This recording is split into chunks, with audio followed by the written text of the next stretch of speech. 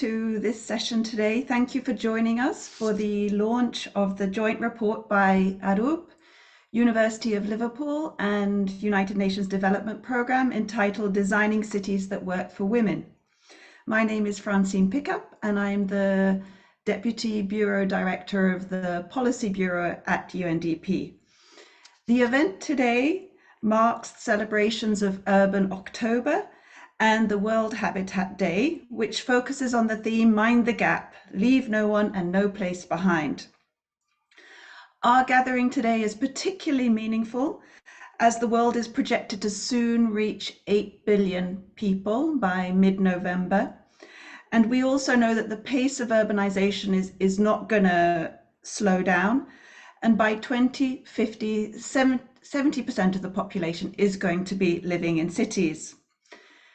And while cities can be the engine of innovation, productivity, and opportunities, we also know that cities can exacerbate and perpetuate deep-seated, deeply entrenched inequalities without planning for social equity and designing with diversity in mind.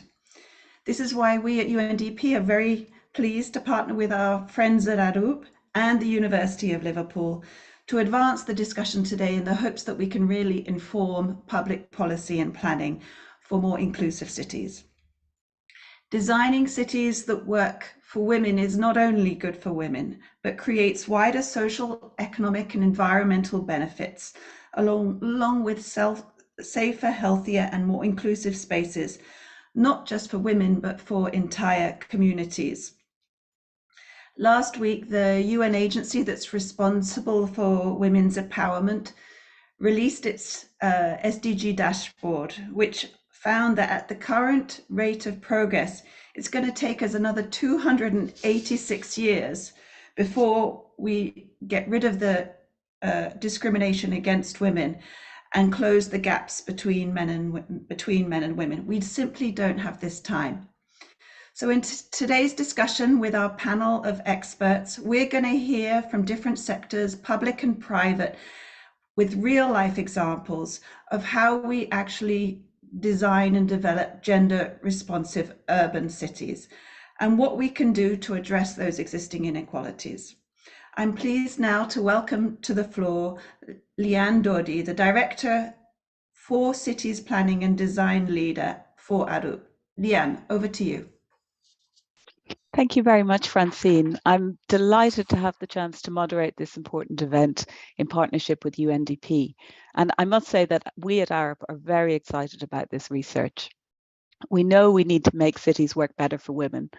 Gender bias in the design of cities isn't really discussed enough. And that's why we've joined with the United Nations Development Programme and the University of Liverpool to start to build a coalition of all genders to urgently tackle this, because we know that cities that work for women are more resilient and inclusive for all, for everyone, for all people. And I think that really offers us a huge opportunity in this era of multiplying crises. They keep coming. This really offers us an opportunity to make our cities better using this huge source of untapped potential. We also know that the design of cities has a major impact on women's lives, including their safety, their health, access to education, employment, and their need for enrichment and fulfillment. And we know that designers and planners need to work with a greater pool of stakeholders, from midwives, who really aren't mentioned enough, they're fantastic people, to investors to tackle these challenges together. To date, built environment professionals and decision makers are mostly men. And it's critical that we remove the barriers to women entering the field. But we must also reach those in positions of influence now so that they understand why gender equity is important, the fantastic opportunity it offers, and how to embed this into their work. And that's why we need to move beyond consultation towards actively involving women at every stage of the design and planning of cities. And that's why we're here today to hear from our fantastic panel and the authors of the report about the opportunity and the solutions and the potential of this work. So I'll stop there, and before we get started, I'd like to invite you to watch a short video on the report being launched today. Thank you.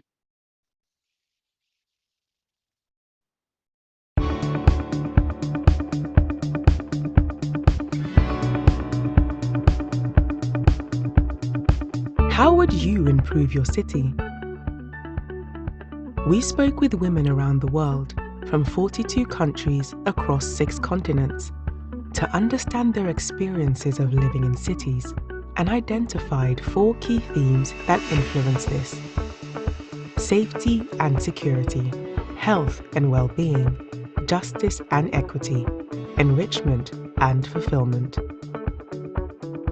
Our new gender-responsive approach to city planning and design could create safer, healthier, fairer, and more enriching places for us all to live, work, and thrive. Read more in our new report, Designing Cities That Work for Women.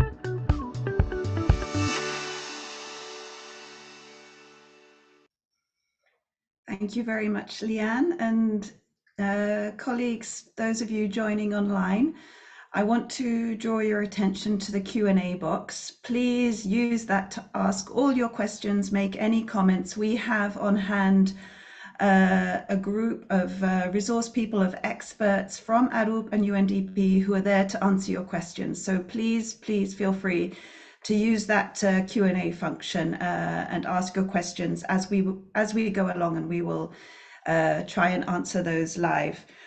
So friends, as you will see from that video, this big piece of research is the product of a year-long intensive effort consulting with women and men in 42 countries around the world. It's now my pleasure to introduce our partners from ARUP who made this report possible, and that's Sarah Kandaratsi and Kim Power. So over to you for the key findings and recommendations from the report. Thanks a lot. Thank you, Francine, for the introduction. I'm sure if either could share the screen.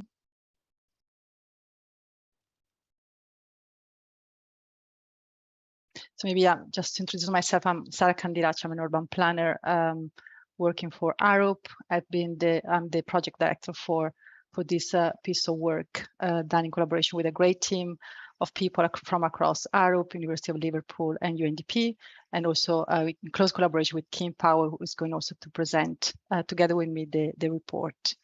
So next slide, please. First of all, I'd like to thank you all for joining us today. I know it's morning or afternoon, depends where you are. And it's a great pleasure to really share with you some of the key findings from our publication. As Francine and Lane said, in cities across the world, women of different ages, identities, and socioeconomic conditions are facing intersectional challenges and barriers, which include gender-based discrimination, inequality, violence, poverty, unpaid care work, limited control over assets, unequal participation in private and public decision-making. And these and other vulnerabilities are made even worse by global challenges such as climate change, rapid urbanization, wars, and conflicts. And cities themselves frequently add to gender inequalities. In fact, whenever by accident or design, the way many cities are built often makes women unsafe, fails to provide for the basic needs, and restricts their social and economic opportunities. And as a result, billions of women are underserved by the urban environments they live and work in. And when cities are largely designed without considering the needs and insights of women, this can have an adverse impact not only on them, but on their families and the entire society. Next slide, please. So as you can see from this data, which are alarming, this is a global problem. Major issues, just to mention a few issues, include sexual harassment. For instance, in the UK, 97% of young women have experienced sexual harassment in public space. There is also a lack of access to suitable facilities and services, with 1/3 of women globally not having access to adequate toilets. The gender bias built into our cities is also reflected in honoring the heroes of the past and the present through public monuments. Only 2 to 3% of statues across the world represent women. Another key issue is that women are not well represented in key decisions that affect their future. In fact, globally, only 29% of women are in senior decision-making positions. And too often decisions are made by people or men who don't fully understand the diverse needs of women and the contribution they can bring to society. So the leadership of men that cover powerful positions is critical. So I really encourage all men who join today to read this report carefully and with empathy. So considering that 50%, as Francis said, that 50% of the world population is made up of women, there is an urgent need to improve women's safety, their health and well-being, and their access to education and employment. Next slide, please. So much has been written about the challenges women face in cities around the world. And the main focus over decades has been mainly on women's safety, which is extremely important, but there are other aspects relevant to women conditions in cities, which are also critical, but that are often overlooked. And sustained effort to address these challenges have struggled to maintain momentum.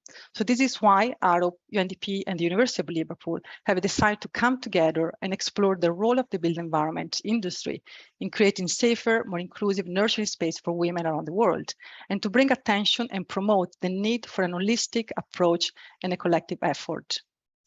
Through this collaboration, we wanted to generate evidence regarding the wide spectrum of challenges and opportunities that women experience in cities around the world. At the same time, we wanted to develop practical and actionable strategies for city decision makers and practitioners to design, plan, and operate cities that work for women, focusing on special interventions, but at the same time considering also governance and behavioral change activities.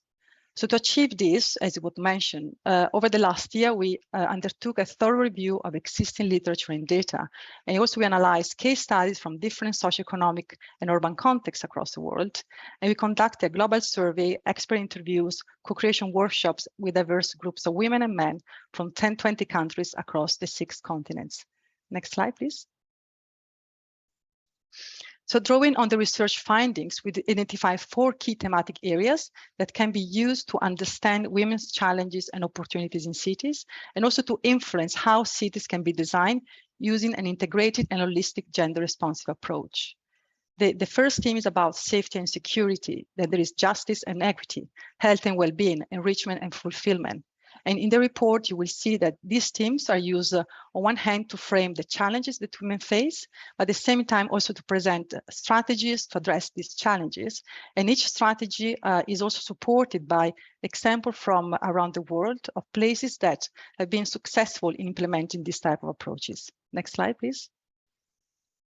I will now take you through quickly the four thematic areas. So the first one is about safety and security. We saw that a sense of safety and security is fundamental to women's quality of life.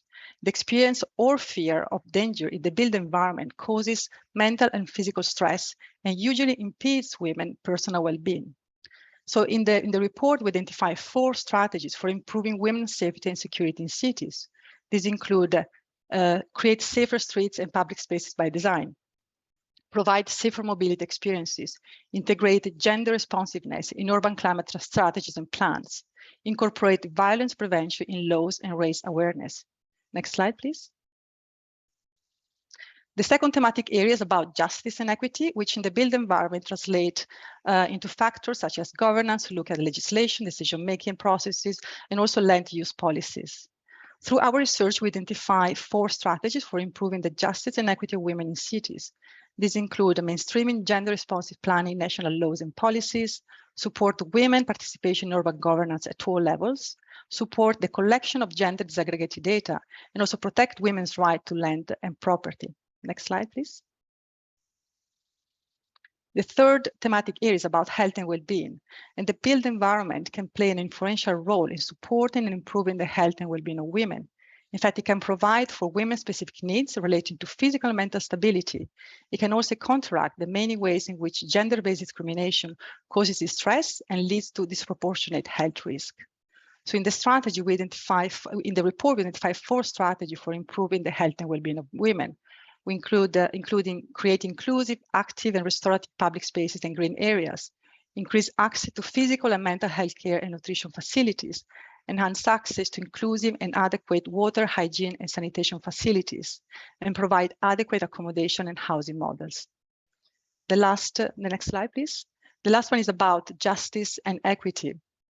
So the types of spaces, facilities, and events cities provide, and also the narratives the city promote and tell, can help or can hinder women as they seek to fulfill their own potential and achieve a meaningful and rewarding life. Through our research, we identified 4 strategies for improving justice and equity for women in cities.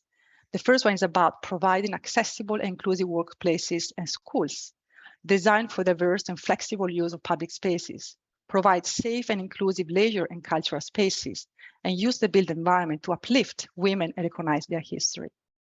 So to conclude this my part of the presentation, I'd like to stress the fact that achieving gender equalities is integral to each of the UN Sustainable Development Goals.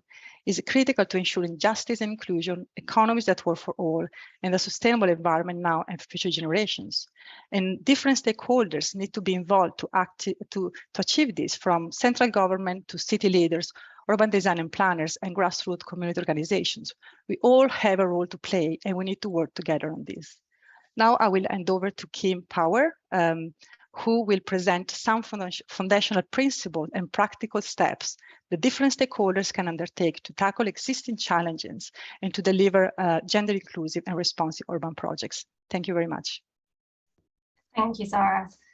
So with the understanding that Sarah shared around the key themes and the strategies for addressing the thematic challenges, I'm now going to share with you the tools and methods for putting these actions into practice and actually delivering change. Next slide, please. Thank you. Only an integrated, gender responsive and participatory approach to city making can hope to tackle and address the breadth of challenges that women face in cities around the world, and importantly, identify solutions and opportunities for addressing them.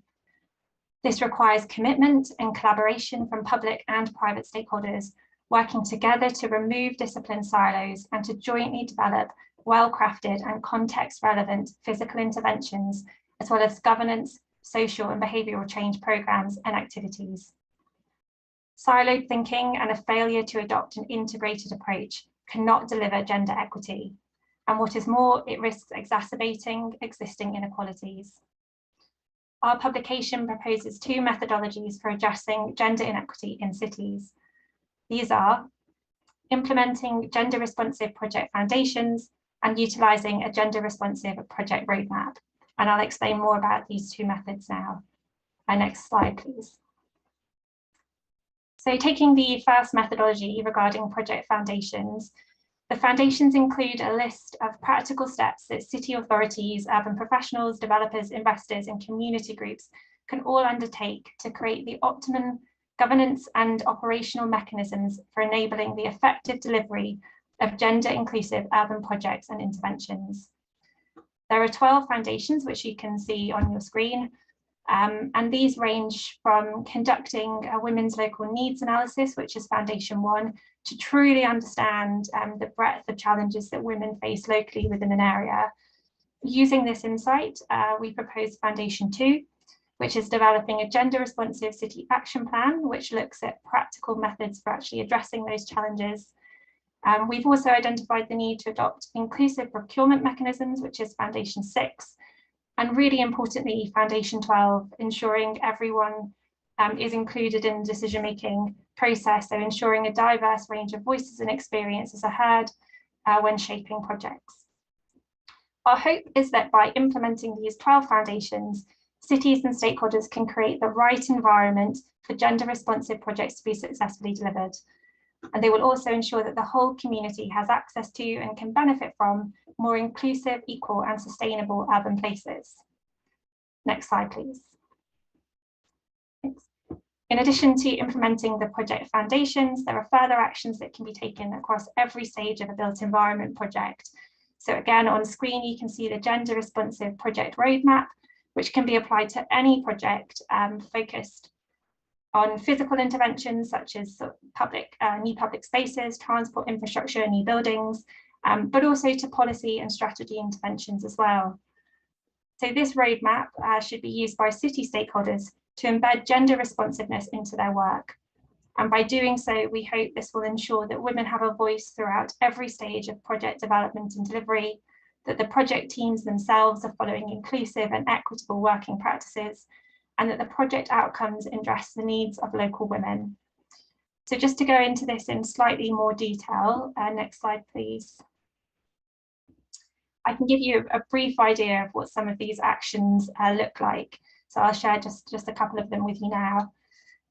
Starting in stage 0 in project inception, the first step that we're suggesting is to ensure that the project team themselves is as diverse and closely representative of the communities that their project is focused on. And if there are any gaps, then these need to be identified and to be addressed later through stakeholder engagement. Looking at stage 2, jumping slightly ahead, when developing the project options, these should be assessed against multiple criteria, including the criteria that was identified from the gender-based local needs assessment from one of the foundations. And this will ensure that the preferred option appropriately addresses the needs of local women. In stage 4, in procurement, one of the actions we're suggesting is that there are commitments within the procurement mechanisms to delivering on gender equity, and that these commitments are shared out throughout the whole supply chain, not just the onus being placed on the lead contractor or consultant. And in stage 6, regarding measuring success, once the development, the policy or the strategy has been implemented, there really needs to be continuous monitoring to ensure that any anticipated project outcomes that were focused on gender equity are actually being achieved. And if they're not, you need to understand why not and address them. So that was quite a quick overview of both the gender responsive project foundations and the project roadmap. But there are more details of all of the actions within our publication if you scan the QR code. But to conclude, designing cities that work for women translates to better cities for all, with strong multiplier socioeconomic and environmental effects across households, families, and local communities. The strategies explored in our publication can lead to a healthier, safer, more resilient, and more inclusive built environment that nurtures social cohesion and enhances the livelihoods of communities. We really hope that this publication will inspire city authorities, urban practitioners, developers, police, education bodies, everyone, to join us on the movement towards creating safe and just cities. We're asking that you pledge your commitment to implementing the actions that we've set out today, both in your work and across your cities. Your pledge will help ensure that this publication goes beyond just words on a page to enabling positive change for women and girls now and for future generations. This is only the start of what we hope to achieve. Thank you so much, Kim, and to Sarah for that wake-up call. If we're really serious about tackling gender inequality worldwide, we really need to look at the built environment and stop seeing the built environment as a neutral or gender agnostic space. So for our next segment, we've invited 5 experts and practitioners from the public sector and the private sector to share with us their views on how to transform the urban environment. Thank you, colleagues. I'm seeing that you are adding your questions and your comments. Thank you to EIB. I noticed you just shared some of your own work. Please continue to use that Q&A space to share information and ask questions. So Leanne, back over to you. Great. Thank you very much, Francine. I would like to welcome Smruti Jukar Johari from Spark India, who are focused on facilitating the creation of the voice of the urban poor. Smruti, you have worked extensively across cities in Asia and sub-Saharan Africa to design inclusive planning solutions for the urban poor and for vulnerable communities as well. You've worked closely with Slum Dwellers International, particularly in informal settlements. And in your excellent TED Talk, which is called What If the Poor Were Part of City Planning, you've already highlighted several examples of empowering the urban poor to design their own solutions. And I think quite a few of those are aligned to what we've heard today and in the report which we're launching. So from your experience, what are some of the biggest and unique challenges to promote gender inclusive urban planning in informal settlements? And are there solutions that should be prioritized in this context, in your view? Thank you. Yeah, hi, thanks for inviting us. Yes, I think there are no secret formulas. There's lots of failures that women have learned from each other that has led to creating solutions. The realities of our cities today is that about 50% of people live in informal settlements and are rarely included in decision making. And 50% of the urban population are women. So that makes about 70% of the urban population who are not involved in planning and decision making. In our work as Slum Dwellers International, which is a transnational network of the urban poor, it's always been about communities developing and co-creating solutions and working closely with local governments to produce alternative knowledge. That knowledge that cities, we acknowledge that cities themselves cannot do everything by themselves. Right from 1980s, when cities did not have data about poor people living in informal settlements, a group of women living on the pavement in Mumbai were the first generation women leaders, gave the first census. They called it We the Invisible. And they worked with the city to get their right to housing 20 years later. So today we have a third generation of women leaders globally in SDI, which is a network of in 33 countries that learn from one another and make their own representation. Women leaders have always been central to organizing communities, to explore possibilities, and gradually advocating moving up the ladder from access to basic services, from water, sanitation to right to housing. And today, putting a whole new lens through climate change to look at development and demonstrating locally led adaptation practices. So the first key thing is to have an organized network of communities centered around women. Especially through their daily saving groups where exchanges happen. These exchanges are about knowing what's happening in their families and their communities. And these groups then make representation at the local neighborhood level to the city and national level. So SDI's Women's Network have been seminal in demonstrating that scaling up of any project or program is only possible when women share and learn from each other as they continue to face threats from evictions and from climate change. The second key important thing is to have local data in the ownership of communities. In order to produce change, we need local data that is disaggregated, which is rarely available at the hand of communities. So federations have developed their own surveys, their maps, they've done enumerations to inform their work, including informal settlement upgrading, nurturing productive partnerships with local governments through disaggregated data. And all of this data is largely collected by women in their network, which forms the basis of decision making. The third thing is for women, for others to not make this representation on behalf of them, that women voice their own needs. So during COVID, a modest network of women from different cities across the network began to discuss issues as part of their exchanges. And a lot of their issues, which rightly relates to what you presented, focus on three issues that emerged that looks at what is required eventually to keep themselves and their families healthy and safe.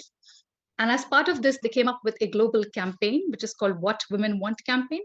And they're looking at addressing three very specific focused concerns. The first one is called Roof Over Our Heads. This involves network of women who are seeking alternative solutions to build resilient housing that are affordable, because they are tired of people telling them to reduce or use alternate materials that have lower carbon emissions. So they are calling out to say, can people come and design together with them to look at what are the alternatives that are available? It's a platform where scientific knowledge meets local needs to address issues of housing, where cities provide water, sanitation, drainage, and roads, and people then themselves can build incrementally the way they understand. The second is to address health, because it was found that women had issues not having enough nutrition. So it's called Green in My Meals. And during the conversations through the women saving collectives, some suggested growing greens and to identify recipes with at least 1/3 of greens in their food. And those living in neighborhoods with outdoor spaces started planting greens and then sharing them with neighbors. And then municipalities eventually started asking them to pick up empty lots. And this was done in Philippines, in Thailand, and many other countries. The third one is called Wheels and Wages. And this is not to say a much needed, that where we're talking about where is transport for women, and that needs of transport for women are much different. And that how can women navigate both informal and formal transport options that are increasingly becoming unaffordable. So there are ways by which women's network exchange and make their own representation, because of which we've been able to do what STI has been able to demonstrate. That's wonderful. Thank you very much. A lot of best practice there, which I think applies across both genders and much more broadly to city planning. So thank you very much for your thoughts. We'll move on to Abdallah Al-Dardari. You've worked years with post-conflict reconstruction, and I know that you are currently the head of the UN Development Programme in Afghanistan, which is aiming to support community livelihoods and women entrepreneurs in a very restricted political environment. So in your opinion, working in Afghanistan and in other countries in Asia and the Arab region, including fragile settings, how can we promote post-conflict reconstruction of cities that work for women? Is this a realistic cause? It's not just a realistic cause, it's a necessary cause. I'm looking through the report, and I have to say I'm heartened and pleased to see that finally we see focus and attention to this extremely important but previously neglected subject. Let me say a few words about post-conflict urban reconstruction. Usually in those fragile settings, in post-conflict situations, urban development and reconstruction happens as a result of an unholy alliance between the military winning party and the real estate developers, both formal and informal, including land poachers. That's one. And in those alliances, you hardly see any women or women interest and priorities in the design of those new urban settings.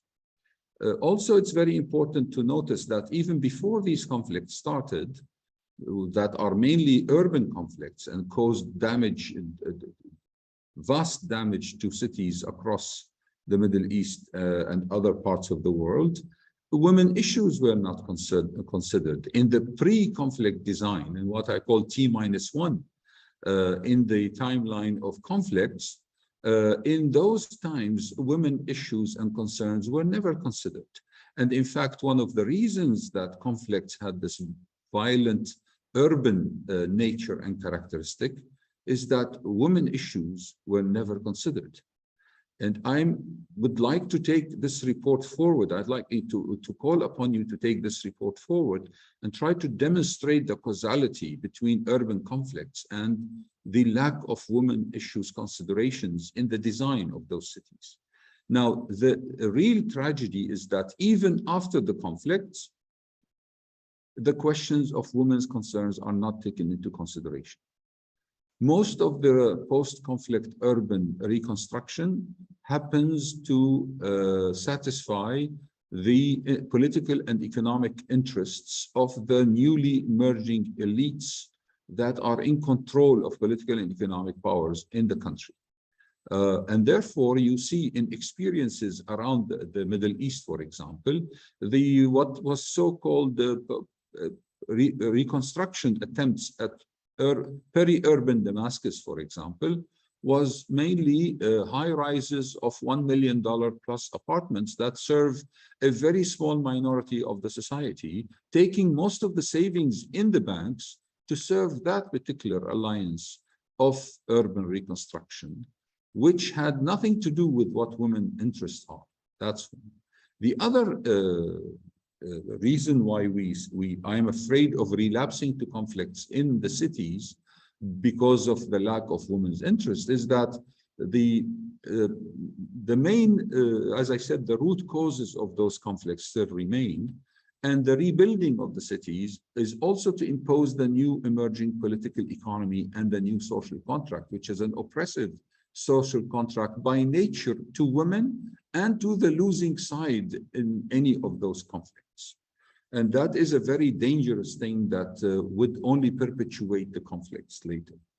If you look at most of the experiences so far, either they were not complete, like Mosul, today still in ruins, because that unholy alliance still did not find an agreement on how to go about it, or it was done where the Holy Alliance succeeded, or the unholy alliance succeeded, like in Beirut downtown, which ripped off the social fabric of the city of Beirut, the convergence point of all communities in Lebanon in the old markets of Beirut, and also denied women their place in that old market, that they felt freedom and safety to move in those markets, contrary to what we have today, a vacant downtown. Nobody can afford living there, and it's not safe for women to walk in downtown Beirut in 2022.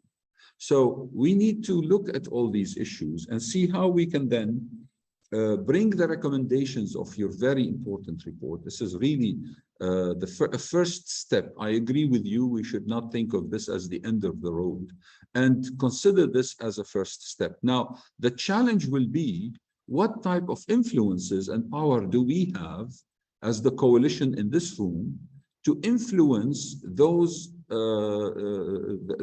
those powerful interest groups, whether political and economic, who are determining the way cities are shaped.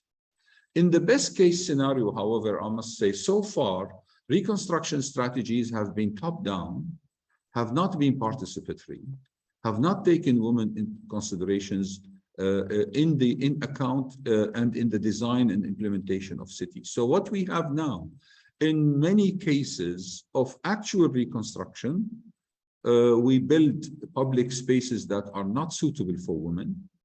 We build public spaces with scattered social services. So you have the university in one part, the hospital in another, the school in a third, which makes the life of the woman, especially the woman, a nightmare to be able to run around between these 3 or 4 areas, that instead of building a unit that has all these in one unit and can grow naturally and meet other units sprawling in the society, and those units have to be designed with full participation of women. And I'd like to close my intervention here to say that, in fact, full active participation of women in the design and implementation of post-conflict urban setting is a peace-building exercise.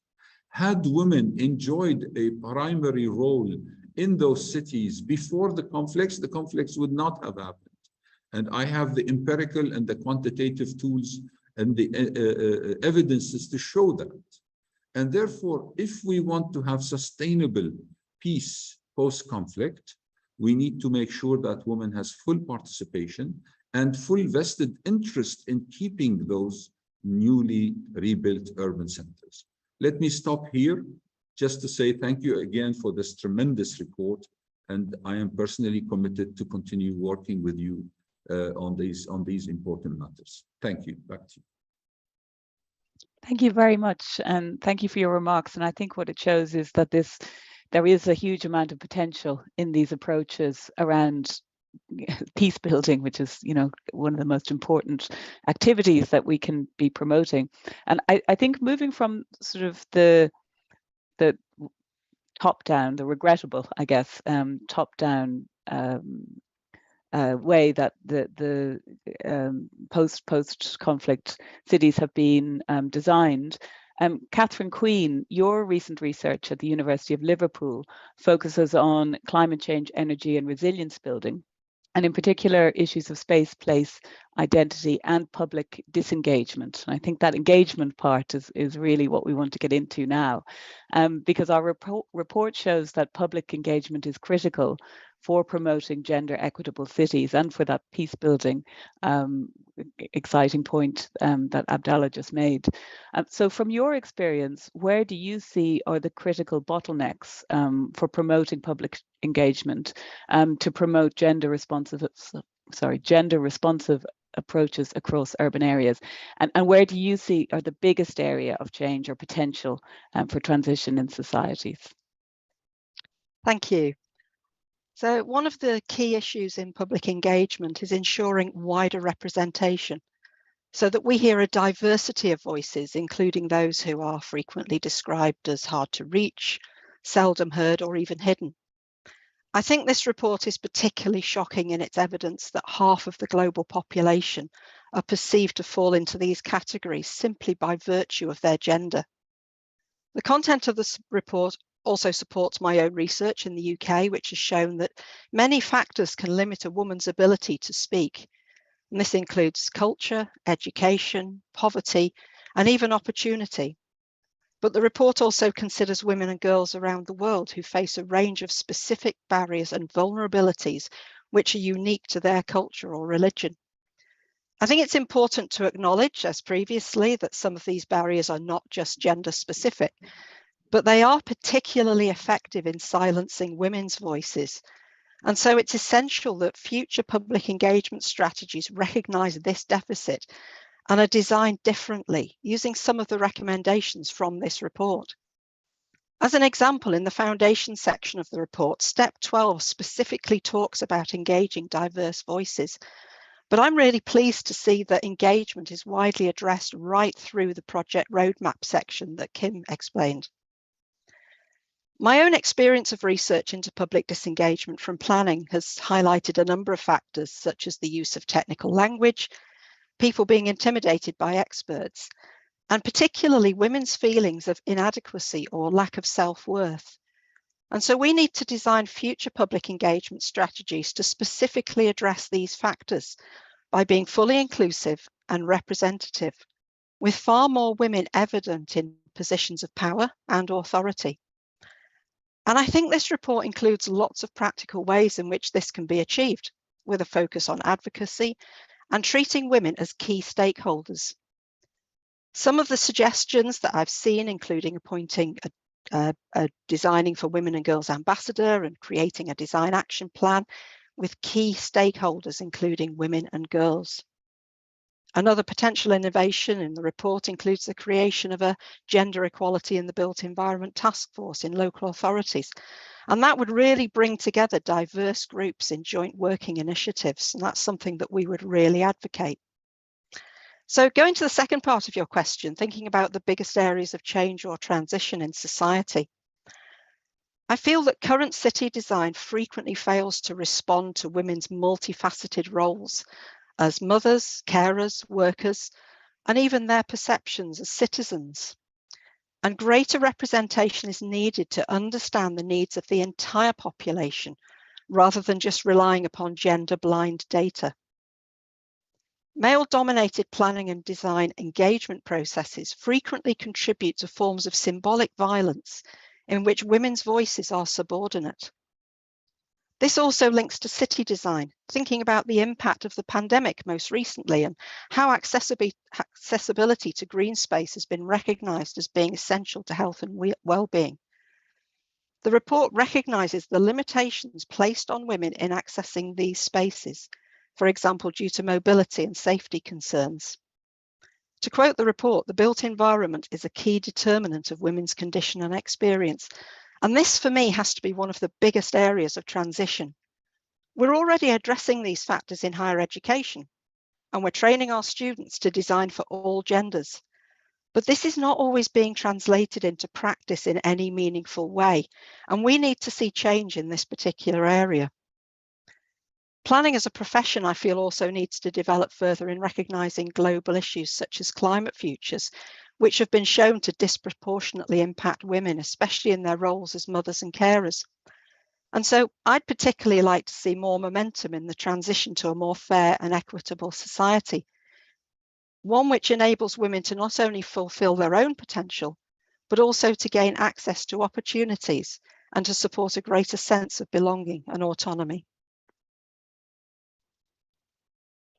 That's wonderful. Thank you, Catherine. And I think your remarks really chime with some other work that we did around transport, where we noticed that transport is designed very much with them in the for male commuters, and not enough for women who need to do a number of different, may need to drop a child to school, go to the shops, go to work, you know, and so interventions like trip chaining can be very successful in terms of addressing those kinds of needs. So I think, again, having that gender lens, and you mentioned also disaggregated data, which Smriti also mentioned the importance of that. Those things really help to build a picture that actually can make, you know, the transport system and cities better overall.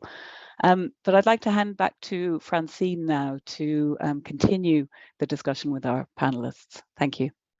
Thank you, Leanne and Catherine. We're now going to move over to Martin Evans. Martin, you've been in the business of real estate development for many years. And during this time, you've witnessed what makes a successful or a failed property development. And you adopt this people first approach, where your company talks about or says, don't talk about what the buildings are going to look like, talk about what people are going to do in those buildings. So it's very much aligned to, I think, the key message that are coming out today about designing cities that work for women. So in your opinion, as a private sector leader in the urban field, what are the key barriers to successfully integrate gender sensitive approaches in urban design? And how do you overcome these barriers to better enhance gender equality, inclusion, women's leadership and participation? Thanks, Francine. It's the perfect question. This is a great event and this report is fantastic and important. I helped to run a very large business in this industry that is run, like many businesses in our industry, mostly at the top by men. It's not, it's not uncommon in many large industries. Our business does very well at the moment in the lower levels of management, but there is definitely a glass ceiling and we're doing something about it. But our industry is very typical in being run at the top by predominantly men.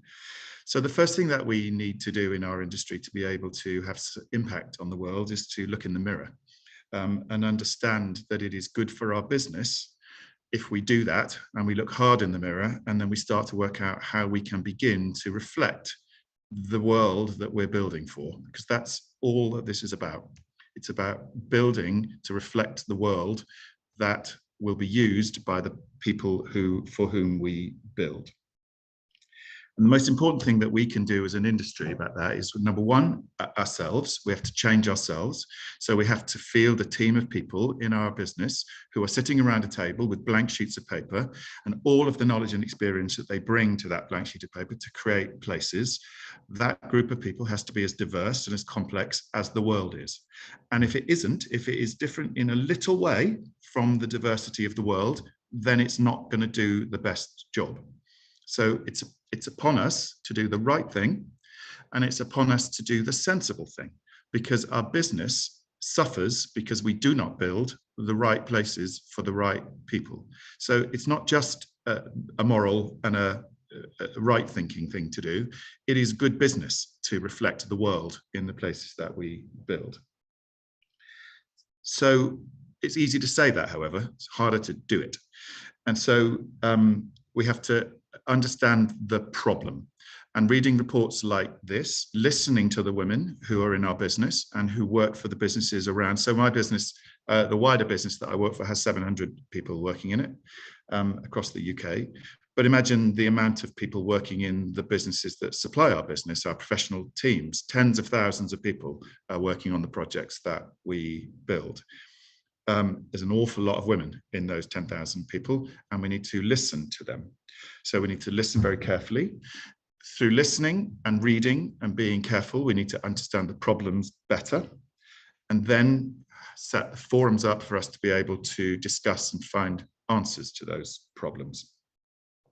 As well as looking in the mirror and understanding our own teams, And so then it becomes less about building and designing places and more about an HR issue. It becomes about how you create a mixed community of people working in a business, designing and creating these places.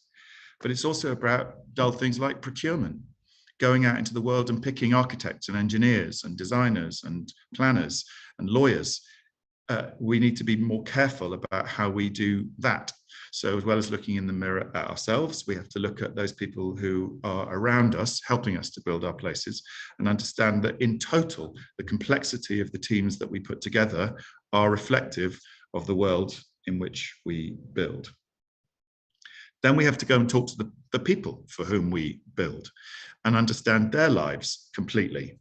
And so we have to turn our industry on its head in that regard. Too much in our industry is consultation before we start building, a matter of ticking boxes to get to a planning application, rather than a serious piece of work that helps us to understand how to better build what we build. Again, it isn't just about doing the right thing. It's about doing what's good for business. It's called market research.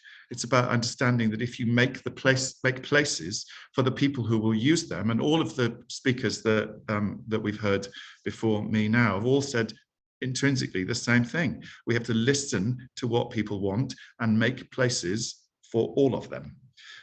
If we do that, we'll make better places are more valuable, and our shareholders are happier. So I have no shame in saying that this is about a commercial job as much as it is about a good social and political job.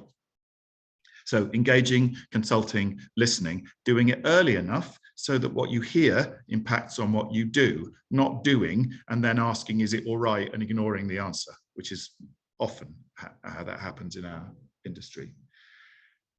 And then the last thing I want to say is that all of those things sounds easy, but it's not. It's hard.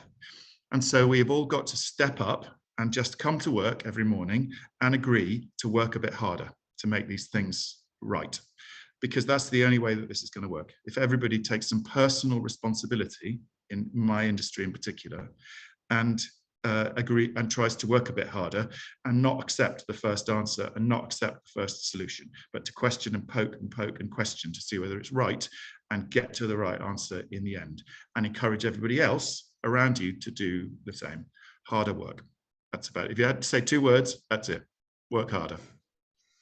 Thanks, Martin. That's really great. I love the idea of a mirror and building a city that reflects the diversity and the complexity of the world around us, and that this makes good business sense. Thank you so much.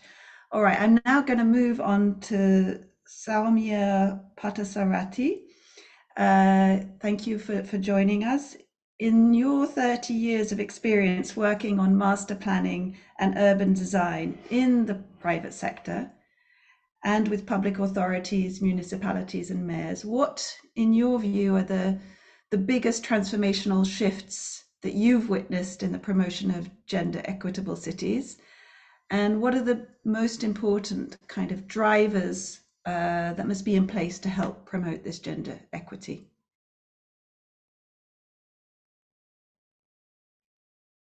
Can you unmute yourself? Can't believe I was the one who had to do that. Well, thank you for the question. I think our profession and the professional context in which we work, I'm an urban designer at Arup, has definitely changed since I entered the field 30 years ago. Perhaps not fast enough, because we're still here having discussions such as this, but I do want to acknowledge that master planners, designers, planners, as well as our clients in the public sector and the private sector, have become much more conscious of the power of urban policies and urban design to secure better outcomes for people, women, and all other groups.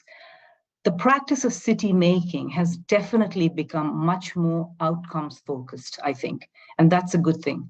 And over the last 10 years, the concept of inclusivity in design, I find, has really matured. 10 years ago, the term first came into play, and it was somewhat narrowly focused about disability access. But I think now inclusivity is seen much more in a broader and much more holistic way. And I do perceive that change. Over the last 2 years, however, I think there has been much more of a transformational shift in thinking. Why? It's because I think of COVID and climate change, and a number of the other speakers have referred to it, both of which, and this is well documented, have had an absolutely disproportionate impact on women and other vulnerable groups.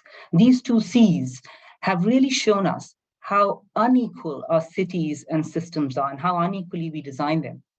And this is true no matter which part of the world you're in, whether you're in a rich Western city or in a poorer city in the global South. And in cities where there's a higher proportion of women and vulnerable people living in poverty, the impact on women due to COVID and climate change is pretty horrendous. It goes well beyond the issues of safety, well-being, and access to opportunity. And as the report notes, it is a matter of basic survival and justice. So I think that shift is something we must build on. The fact that we now know there's incontrovertible evidence that our cities are designed really unequally for half our population. The report picks up on that, obviously, and also highlights what some of the other speakers have mentioned, which is how these groups that are most affected are also most absent around the decision-making table. In fact, they're sometimes not even represented, let alone being at the table. If they were, I think we are arguing that these inequities perhaps wouldn't be so pervasive. But of course, we cannot wait until there are enough women in leadership positions to change it, and we don't need to. There's been another shift which I'd like to mention, which is there's plenty of men in leadership roles, Martin being a good example, who can be really strong allies. Many men I work with today in the private sector, in the public sector, among my own peers, will agree 100% with everything that's presented in that report. However, most may not really know what it means in practice to design for women's needs. I mean, what does it really mean? Sharing best practice and sort of celebrating examples of gender-sensitive design is our collective responsibility. There is a big gap between agreeing with this in principle and having models and tools that can be applied on the ground. And I'm very pleased to see that in this report, actually, there are tangible examples of what have worked in other places.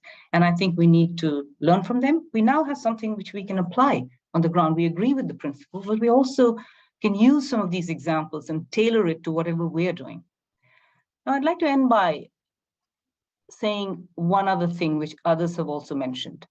Historically, professionals in the built environment, both men and women, are trained to deliver to a brief. We get a brief, which someone develops, and we use our technical skills to work to it.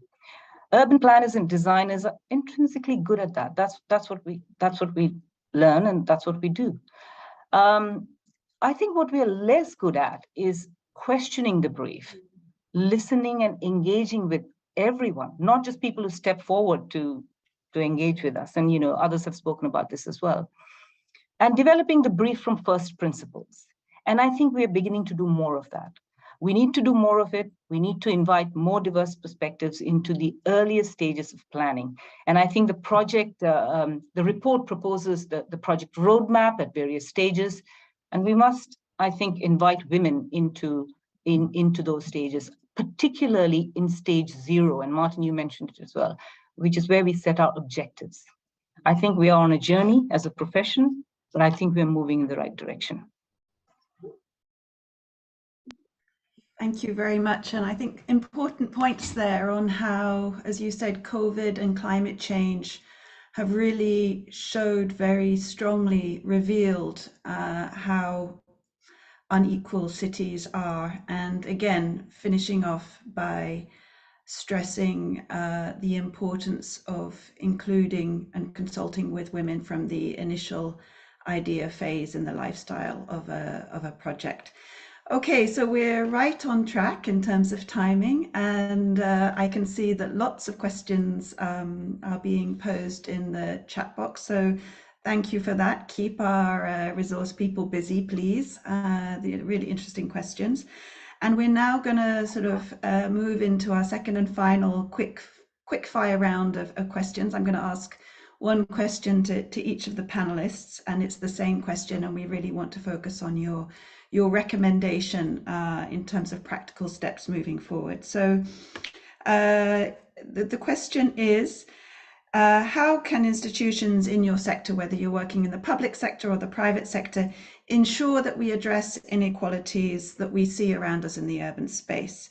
So taking on board the recommendations from the report, please tell us in 2 minutes each, what do you think is doable now to really help make cities more gender sensitive?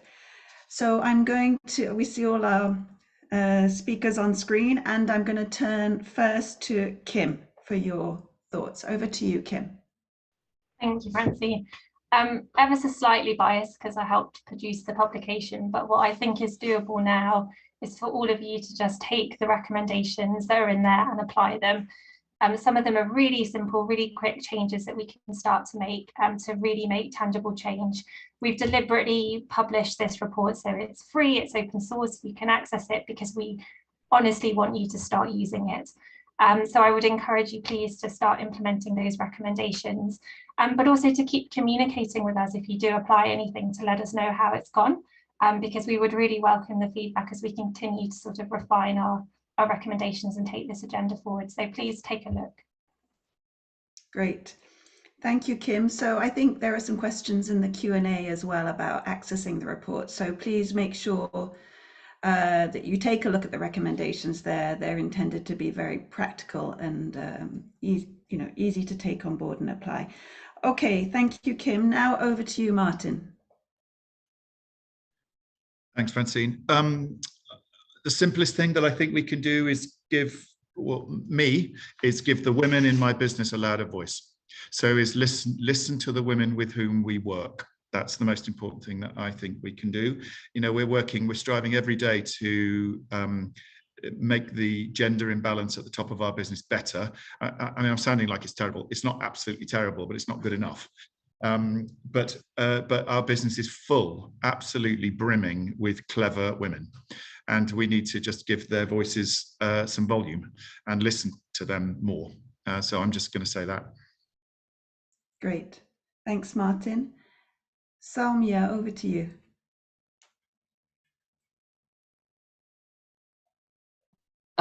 Yes, thank you. I am a great believer in the power of making a pledge. Obviously, this report addresses cities across the world. Social and economic context, planning contexts are different. There's no universal solution, but a good beginning, no matter where you are in the world, would be to have a clear stated ambition, I think, to support women's needs and the needs of other vulnerable groups in city making.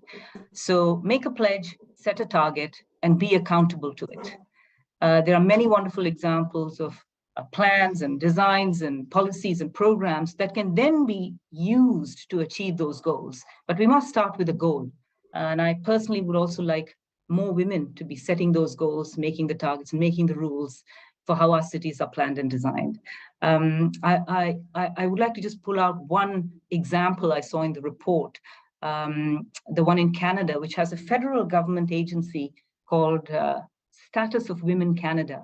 And I think what they do is, and some of you mentioned about the gender disaggregated data, they manage a program called Gender-Based Analysis Plus, and they see how different identity groups are impacted by plans and policies. So that's the other side of the coin of making a pledge, which is monitor it and see how we are doing. We live in an age of data. Let's make it work for us. Thanks a lot, Salmia. And I noticed, yeah, so I think that's very, very useful. Set an ambition and then monitor with gender disaggregated data. And I noticed that was a big question in the Q&A discussion as well, how we get this gender disaggregated data. Abdallah, over to you. First thing, maybe we need to try to bring real estate developers like Martin into conflict settings. So maybe bring some humane and understanding prospect to the way reconstruction should happen. So Martin, it's an invitation to visit the Damascus, Mosul, Kabul, and other cities like that. And Abdullah, I'll invite you back to a planning committee in a London borough, and I think there we might have pleasure. Not quite as much conflict as you, but yes. And I'm an economist by profession, so I would like to assess and measure the opportunity cost of not having women actively participating in urban design. I think that could be an offshoot of this report.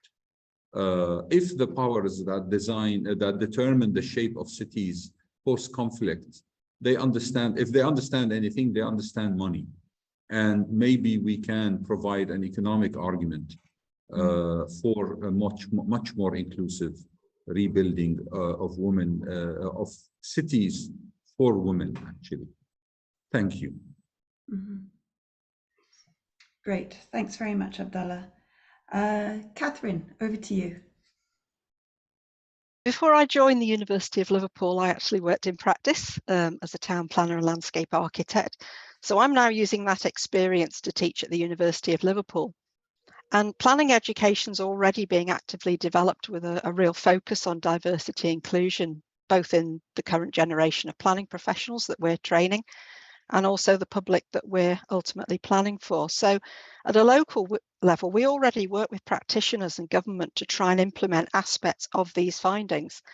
But I think I'd be really keen to promote the life cycle steps, including the gender equality in the Built Environment Task Force.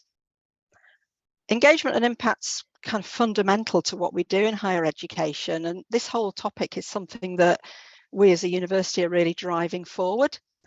We've recently established a feminist city network at Liverpool University, and that's something that we're doing to pull together the amazing practice-led research that we're already doing across different departments. So it's about communication and bringing these things together. And we know that there's incredible research being produced across the higher education sector as a whole, not just in planning. And I think this can really help to address these inequalities. And so personally, I'd like to see more collaboration, more joined up thinking across the entire sector to disseminate all of this research more widely, and also to try and maximise its potential for implementing change through practice-led teaching and outreach. Thanks, Catherine. That's fabulous. And Smruti, over to you. I think I'd like to echo what Soumya and some other speakers have said, to take the pledge to have political will, because unless duty bearers, mayors, local constituencies do not involve women as active agents of change, city plans are never going to address some of these challenges.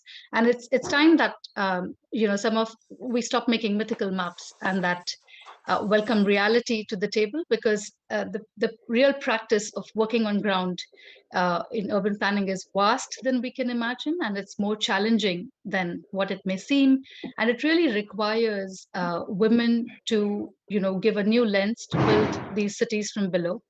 While we were working on building alternative standards, let alone for informal settlements, the ask that a lot of women federation leaders had was that, do you have alternative standards for women inclusion?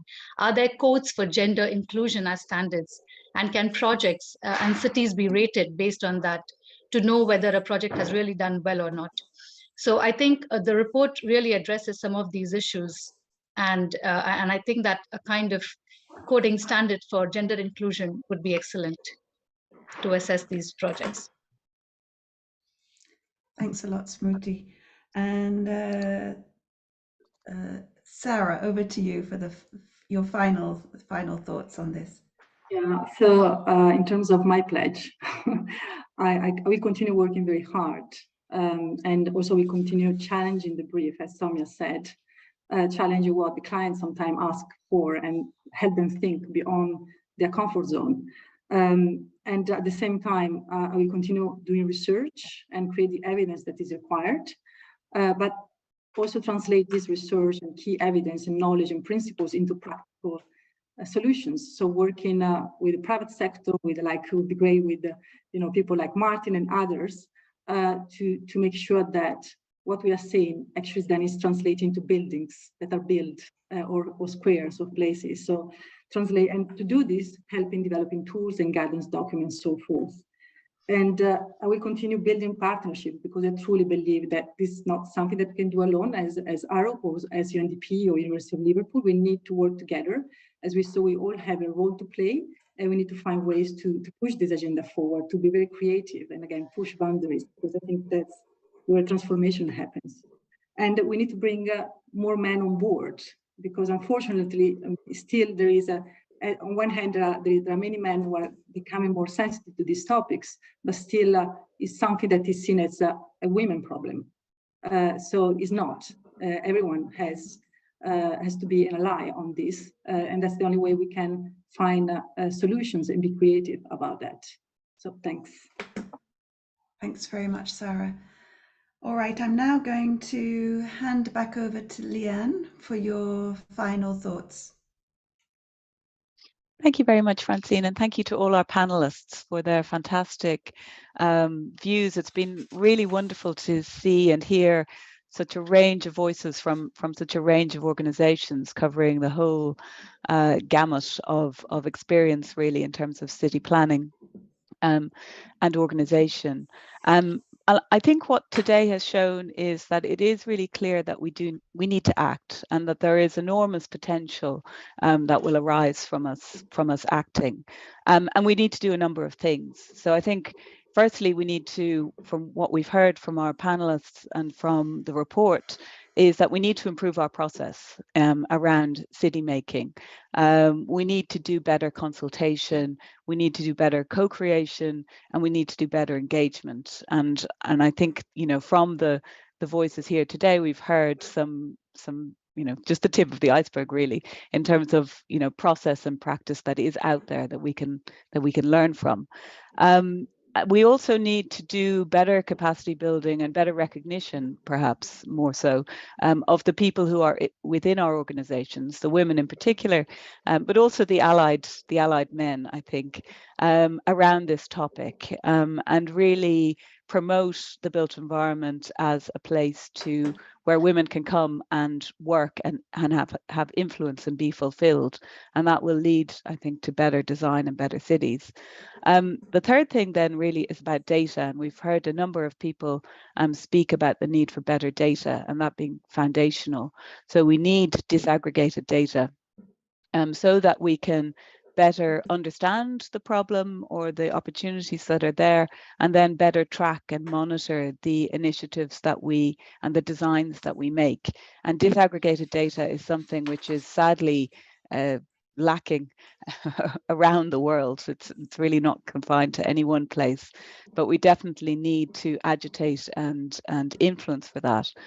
And that takes me to my fourth and final point around influence. And by, you know, reports like this are really important because they raise awareness and give us all of us here on the call, a platform to influence. And we need to influence at a number of levels. We need to influence government, we need to influence the industry, so all the people who work in this industry. We need to influence our city makers, our city planners, but also we need to influence you know, the citizens, the people who live in cities, to make them to help them to be more aware of these issues, so that then change can happen. And I think the good news is that if we bring in these new voices, there is the potential to release creativity in women and men who work in this profession, and, you know, in Martin's words, make great places for the people who will actually use them, and therefore tackle some of the, you know, the climate crisis, the you know, social crises that we have.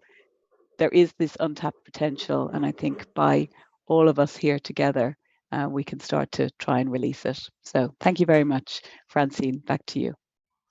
Thank you. And I'd like also to thank everybody for participating, to our panelists, and particularly to thank our partners. This is actually, I think, a really good example of a collaboration between a public organization like UNDP with the private sector in our group, as well as academia with the University of University of Liverpool, and this is exactly the kind of sort of collaboration we need.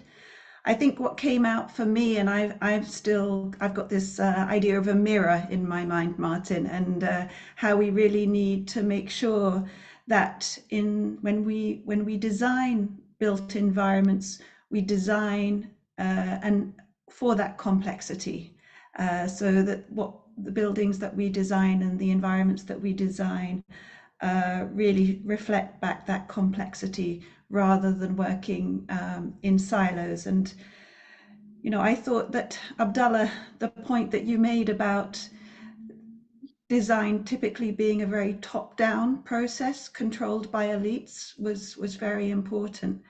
And that we need to challenge that and look at different ways that we heard from Smruti and others today about making design a more bottom-up process. And I think some of you talked about the incentives for doing it that way, that this is good for business. It's not just a nice thing to do. It makes good economic sense. It builds stability and peace, and it also brings sustainability and healthy environments in the face of COVID and climate change. So this isn't just an issue for women. I think that's what everybody was saying.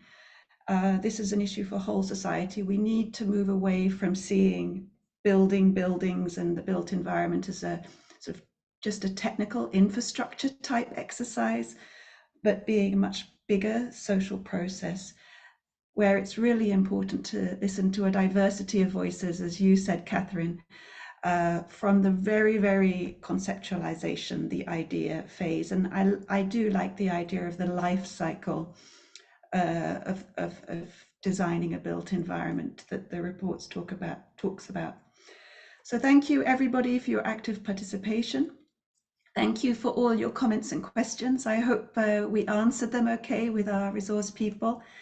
And, you know, if you haven't seen the report already, please do check it out. You can see the link and it's on the ARUP and the UNDP website. So look forward to continuing and seeing how we can operationalize some of these recommendations together in the report. Thanks very much. Bye-bye.